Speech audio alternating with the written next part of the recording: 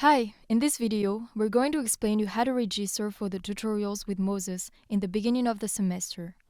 The tutorials complete the lectures and deepen their content with practical exercises.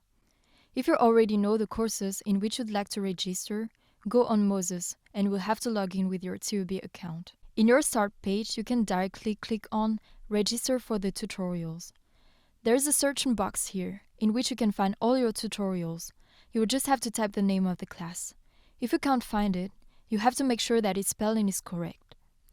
As soon as you've chosen all your courses, you can enter the hours in which you'd like to have your tutorials. To do this, you just have to click on the fields to change their color.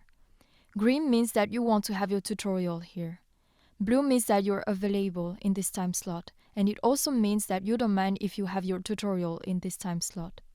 Red means that you don't want your tutorial to be in this time slot. Some fields will be automatically hatched because you have one of your lectures there.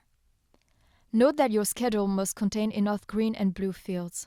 If there are too few of them, you will be given a random time slot in which you might not be available. You can change your schedule until the end of the deadline. After the deadline, the distributions of the tutorials will be given to each student. It is important to keep the deadline in mind. It generally ends during the first week of the lecture period.